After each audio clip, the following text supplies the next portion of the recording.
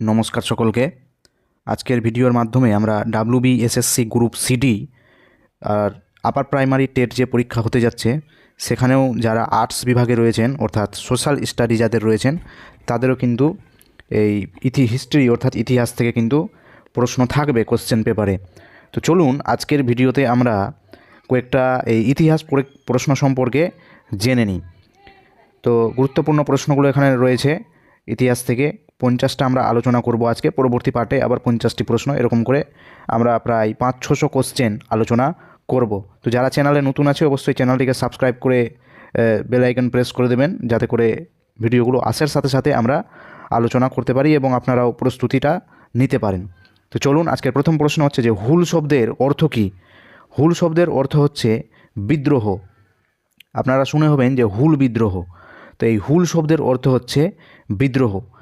Next question হচ্ছে 2 নম্বরের, আজাদ হিন্দ বাহিনী কবে প্রতিষ্ঠিত হয়? তো আজাদ হিন্দ বাহিনী যে ছিল আমাদের, এটা হচ্ছে ক্যাপ্টেন মোহন সিং, এবং ক্যাপ্টেন মোহন সিং মূলত এটার চিন্তাভাবনা করেছিলেন এবং এর উদ্যোগী যে ছিলেন প্রতিষ্ঠা করার, তিনি ছিলেন আমাদের রাসবিহারী বসু মহাশয়। এটা হচ্ছে বিদেশে প্রতিষ্ঠিত হয়েছিল সিঙ্গাপুরে, এবং এর দায়িত্ব পরবর্তী সময়ে হচ্ছে অনেক রিকোয়েস্ট করে সুভাষচন্দ্র বসুকে কিন্তু এটার দায়িত্ব দেওয়া হয়েছিল। তো এটা প্রতিষ্ঠিত হয়েছিল 1942 খ্রিস্টাব্দের 1 সেপ্টেম্বর তারিখে। ইন্ডিপেন্ডেন্স ফর ইন্ডিয়া লীগ কে প্রতিষ্ঠা করেছিলেন? তো এটা প্রতিষ্ঠা করেছিলেন JL নেহেরু, অর্থাৎ হচ্ছেন জওহরলাল নেহেরু। ইনি হচ্ছেন আমাদের দেশের ফার্স্ট PM অর্থাৎ প্রাইম মিনিস্টার। জমি আল্লাহর দান এটাকে উক্তি করেছেন? তো এটা উক্তি করেছেন হচ্ছে দুদু মিয়া। তো এই যে দুদু মিয়া রয়েছে, এর প্রকৃত নাম বা আসল নাম কি, এটা কিন্তু যারা জানো তারা প্রত্যেকেই কিন্তু কমেন্ট বক্সে জানাবে। দ্য ইন্ডিয়ান স্ট্রাগল গ্রন্থের লেখককে? তো ইন্ডিয়ান স্ট্রাগল গ্রন্থের লেখক হচ্ছেন সুভাষচন্দ্র বসু। বন্দে মাতরম সঙ্গীতটি কোন উপন্যাসের অন্তর্গত? বন্দে মাতরম সঙ্গীতটি হচ্ছে আমাদের আনন্দ মাঠের উপন্যাসের, আনন্দ মঠ উপন্যাসের অন্তর্গত, যেটা রচনা করেছেন বঙ্কিমচন্দ্র চট্টোপাধ্যায় 1875 খ্রিস্টাব্দে।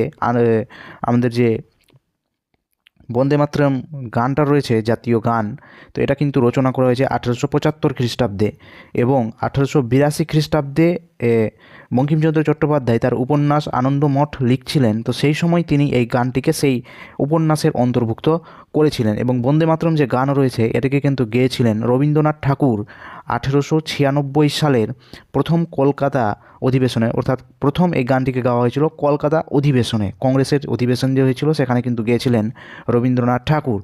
পরবর্তী সময়ে এই গানটিকে 1905 খ্রিস্টাব্দে এই গানটি যে রয়েছে বন্দে মাতরম ধ্বনি দিয়ে কিন্তু আন্দোলনে কিন্তু এই গানটিকে যুক্ত করা হয়ে থাকে। এরপরে যদি আমরা দেখি যে ভিকাজি ম্যাডাম কামা যিনি ছিলেন, তিনি জার্মানির স্টুয়ার্টে যে জাতীয় পতাকা উত্তোলন করেছিলেন, তিনি কিন্তু এইখানে এই পতাকার মধ্যে কিন্তু বন্দে মাতরম জিনিসটা কিন্তু লেখা ছিল। এরপরে আমরা যদি দেখি যে 1950 সালের 24 জানুয়ারি কিন্তু এই গানটাকে ভারতীয় সংবিধানে ভারতের জাতীয় গান হিসেবে স্বীকৃতি দেওয়া হয়। তো এই ছিল বন্দে মাতরমের গুরুত্বপূর্ণ অংশগুলো। এখন আমাদের এই বছর আমরা বন্দে মাতরমের কততম বছর পালন করছি, এটা কিন্তু যারা জানো অবশ্যই কমেন্ট বক্সে তোমরা লিখবে। 7 নম্বর প্রশ্ন, যতমত ততপথ কে বলেছিলেন? তো এইটি বলেছিলেন হচ্ছে শ্রীরামকৃষ্ণ, এবং শ্রীরামকৃষ্ণের যে শিষ্য ছিলেন তিনি ছিলেন হচ্ছে আমাদের স্বামী বিবেক আনন্দ। এই স্বামী বিবেক আনন্দের জন্মদিন হচ্ছে 12ই জানুয়ারি, এবং সেই দিনটিকে কিন্তু আমরা যুব দিবস হিসেবে পালন করে থাকি। লাঙল পত্রিকার সম্পাদক কে ছিলেন? তো লাঙল পত্রিকার সম্পাদক ছিলেন হচ্ছে কাজী নজরুল ইসলাম, এবং তিনি কিন্তু ধূমকেতু পত্রিকা যে ছিল সেটাও কিন্তু প্রকাশনা করতেন।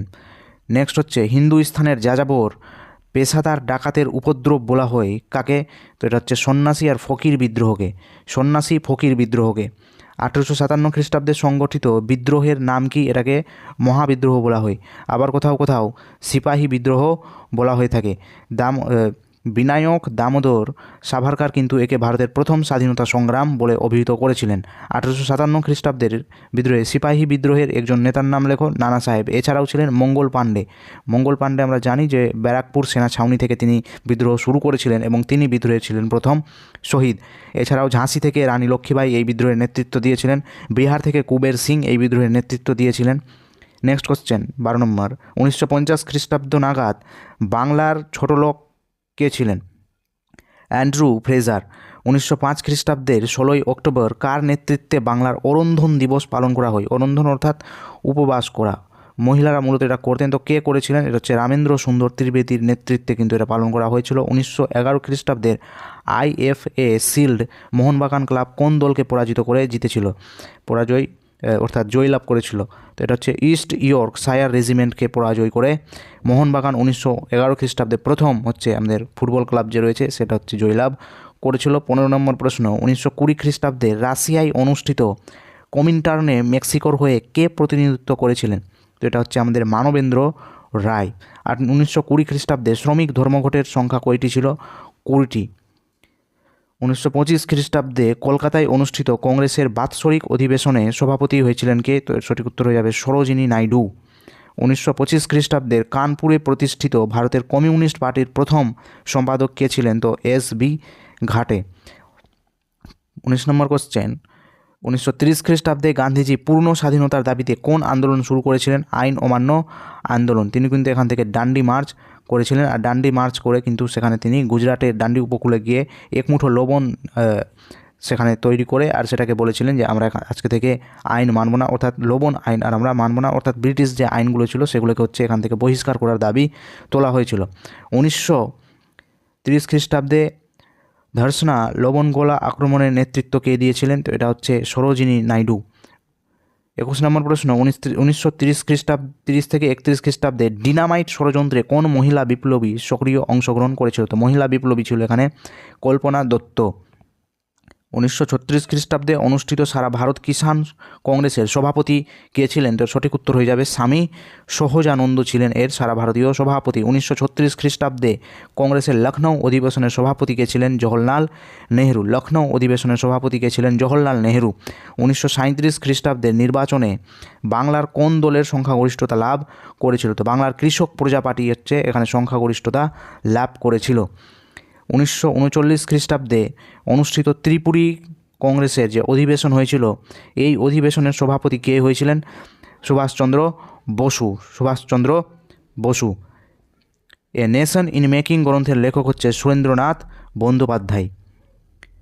AITUC অর্থাৎ all India trade union Congress কবে প্রতিষ্ঠিত হয়েছিল? তো এটি প্রতিষ্ঠিত হয়েছিল মূলত আমাদের 1920 খ্রিস্টাব্দে। AITUC অর্থাৎ all India trade union Congress শ্রমিক সংগঠনটি কী ধরনের সংগঠন? তো এটা হচ্ছে বামপন্থী। AITUCর প্রথম অধিবেশন কবে হয়েছিল, কোথায় হয়েছিল? তো এটা হয়েছিল আমাদের কানপুরে। পরবর্তী প্রশ্ন, AITUCর অর্থাৎ অল ইন্ডিয়া ট্রেড ইউনিয়ন কংগ্রেসের প্রথম অধিবেশনে কতজন শ্রমিক প্রতিনিধিত্ব করেছিলেন? তো এটা হয়ে যাবে আমাদের 806 জন শ্রমিক। পরবর্তী প্রশ্ন, CSP এর সম্পূর্ণ নাম কি? CSP এর সম্পূর্ণ নাম হচ্ছে Congress socialist party. Education can wait, Swaraj can not wait, এটা কার উক্তি? Education can wait, Swaraj can not, এটা হচ্ছে চিত্তরঞ্জন দাসের উক্তি। অর্থাৎ স্বরাজ হচ্ছে এখানে স্বরাজের দাবি কিন্তু তোলা হচ্ছিল ধীরে ধীরে। GPCI হচ্ছে general committee of public instruction, এর পুরো নাম হচ্ছে general committee of public instruction. এটা হচ্ছে একটা শিক্ষামূলক কমিটি যেটা হচ্ছে 1923 সালে গড়ে তোলা হয়েছিল। ভারতীয় শিক্ষার বিকাশের জন্য কিন্তু এটা গড়ে তোলা হয়েছিল। মাফ করবেন, 1823 সালে এটা গড়ে তোলা হয়েছিল। ICC কবে প্রতিষ্ঠিত হয়? ICCর পুরো নাম হচ্ছে ইন্টারন্যাশনাল ক্রিকেট কাউন্সিল। এটা প্রতিষ্ঠিত হয়েছিল 1989 খ্রিস্টাব্দে। বর্তমানে এর হেডকোয়ার্টার হচ্ছে দুবাইয়ে, প্রথম ছিল ইংল্যান্ডে, বর্তমান হচ্ছে হেডকোয়ার্টার হচ্ছে দুবাই, আবুধাবি। এরপরে এর যে বর্তমান যে আমাদের প্রেসিডেন্ট আছে বা অধ্যক্ষ রয়েছে জয় সাহা কিন্তু এর প্রেসিডেন্ট রয়েছে। বর্তমানে ICC T20 ওয়ার্ল্ড কাপ চলছে, ভারত এবং শ্রীলঙ্কা এর হোস্ট করছে। আর সম্প্রতি আমাদের ওয়ার্ল্ড কাপ হয়ে গেল যেটা আন্ডার-19 ওয়ার্ল্ড কাপ, ইংল্যান্ডকে পরাজয় করে 411 রানে জয়লাভ করেছে ভারতীয় দল। ভারতীয় দলের হচ্ছে যে আমাদের ছিল মানে ক্যাপ্টেন ছিল, তিনি ছিলেন পীযূষ মাহাত্রে। এরপরে হচ্ছে আমাদের এই বিষয়টা যে আন্ডার-19 ওয়ার্ল্ড কাপ সম্পর্কিত গুরুত্বপূর্ণ প্রশ্নগুলো কিন্তু এই চ্যানেলের মধ্যে আপনারা পেয়ে যাবেন, প্লেলিস্ট থেকে আপনারা চাইলে দেখতে পারেন। ICCর পুরো কথা কি? International cricket council. India wins freedom, এটা কার লেখা প্রত্যেকেই জানা? মৌলানা আবুল কালাম আজাদের লেখা। ন্যাশনাল ফ্রন্ট কোন ধরনের সংগঠন? তো এটা একটা দৈনিক সংবাদপত্র অর্থাৎ প্রতিদিন যে সংবাদপত্র প্রকাশ করা হয় সেটি হচ্ছে আমাদের দৈনিক সংবাদপত্র। পরবর্তী প্রশ্ন, ন্যাশনাল ফ্রন্টের সঙ্গে যুক্ত ছিলেন কে? তো PC যোশী। অন্ধ্রপ্রদেশ রায়ত সভা, রায়ত শব্দের অর্থ হচ্ছে কৃষক। রায়ত শব্দের অর্থ হচ্ছে কৃষক, চাষি। রায়ত সভা কে প্রতিষ্ঠা করেছিলেন? তো এটা হচ্ছে এনজি রঙ্গ। পরবর্তী প্রশ্ন 40 নম্বর, অভিনব ভারত কে গঠন করেন? তো বিডি সাভারকার, বিনায়ক দামোদর সাভারকার। অমৃত বাজার পত্রিকার সম্পাদক কে ছিলেন? তো প্রথম সম্পাদক ছিলেন Sisir Kumar Ghosh, very very important. Ayodhya Kisan সভার প্রতিষ্ঠাতা কে ছিলেন? তো Baba Ramchandra. All India women's conference কবে প্রতিষ্ঠিত হয়েছিল? এটা প্রতিষ্ঠিত হয়েছিল 1927 সালে। অসহযোগ আন্দোলন কবে প্রত্যাহার করা হয়? প্রত্যাহার করা হয়েছিল 1922 খ্রিস্টাব্দে। কী জন্য প্রত্যাহার করা হয়েছিল? তো আমরা জানি যে চৌরি চৌরার একটা ঘটনা ঘটেছিল উত্তরপ্রদেশের চৌরি চৌরা নামক স্থানে। সেখানে হচ্ছে কয়েকজন পুলিশ কর্মীকে উন্মত্ত জনতা যারা ছিল, অর্থাৎ চরম জনতার যে ক্ষোভ যেটা জমেছিল, সেটা হচ্ছে ক্ষোভ প্রকাশ করতে গিয়ে কিন্তু এই পুলিশ ছাউনি যেটা ছিল, এই পুলিশ ছাউনির মধ্যে আগুন জ্বালিয়ে দেয় এবং এই পুলিশগুলো হচ্ছে ভিতরে নিজেকে সুরক্ষিত করার জন্য ভিতর থেকে হচ্ছে দরজা জানলা সব বন্ধ করে দেয় এবং উন্মত্ত জনতা বাইরে যা ছিল পেট্রোল ডিজেল সেগুলো দিয়ে কিন্তু আগুন লাগিয়ে দেয় এবং সেখানে পুলিশ কর্মীর মৃত্যু হয়ে যায়। তো এটা ছিল হচ্ছে এই যে অসহযোগ আন্দোলন, এটা শুরু করেছিলেন গান্ধীজি এবং এই যে একটা হিংসা ঘটে গেল, এই জন্য গান্ধীজি কিন্তু 25শে ফেব্রুয়ারি 1922 খ্রিস্টাব্দে এই আন্দোলনকে প্রত্যাহার করে নেন, অর্থাৎ আন্দোলন কিন্তু বন্ধ করে দেন। 45 নম্বর প্রশ্ন, অসহযোগ আন্দোলনের কয়েকজন নেত্রীর নাম লেখো। তো বাসন্তী দেবী, উর্মিলা দেবী, সুনীতি দেবী, এরা ছিলেন কিন্তু কয়েকজন নেত্রী। 46 নম্বর প্রশ্ন 46, অসহযোগ আন্দোলনের সময় ভারতের বড়লাট কে ছিলেন? তো অসহযোগ আন্দোলনের সময় ভারতের বড়লাট ছিলেন লর্ড চেমসফোর্ড এবং লর্ড রিডিং। পরবর্তী প্রশ্ন, অ্যানাল পত্রিকা গোষ্ঠী কোথায় গড়ে ওঠে? তো তা ফ্রান্সে গড়ে ওঠে। অ্যানাল পত্রিকা গোষ্ঠী গড়ে ওঠে কবে? 1929 খ্রিস্টাব্দে। অ্যান্টি সার্কুলার সোসাইটির প্রতিষ্ঠাতা কে ছিলেন? তো শচীন্দ্র কুমার বসু ছিলেন। আইন অমান্য আন্দোলন সম্পূর্ণভাবে প্রত্যাহার করা হয় কবে? তো এটা হয়ে যাবে 8ই ফেব্রুয়ারি 1934 খ্রিস্টাব্দে। সরি, মাফ করবেন, এটা ফেব্রুয়ারি হবে না, 1934 খ্রিস্টাব্দে 8ই, মাসটা ঠিক মনে পড়ছে না এই মুহূর্তে, আপনারা একটু দেখে নেবেন এটা বা কমেন্ট বক্সে আমি পিন করে দেবো। আইন অমান্য আন্দোলন যেটা হচ্ছে আমাদের 1930 খ্রিস্টাব্দ থেকে গান্ধীজি শুরু করেছিলেন, অর্থাৎ আমরা আর ভারতীয় আইন ব্রিটিশ আইন যেগুলো আছে সেগুলোকে মানব না। এই জন্য গান্ধীজি ডান্ডিতে গিয়ে যে আইন অমান্য আন্দোলন যে করেছিলেন সেটার কথা এখানে বলা হচ্ছে। তো এই ছিল 50টা প্রশ্ন। 50টি প্রশ্নের মধ্যে হচ্ছে আলোচনা করা হলো। এরপরে পরবর্তী সিরিজে আরও নিয়ে আসা হবে। তো কেমন লাগলো ভিডিওটি অবশ্যই আপনারা লাইক কমেন্টে জানাবেন। ভিডিওটি প্রত্যেককে দেখার জন্য অসংখ্য ধন্যবাদ।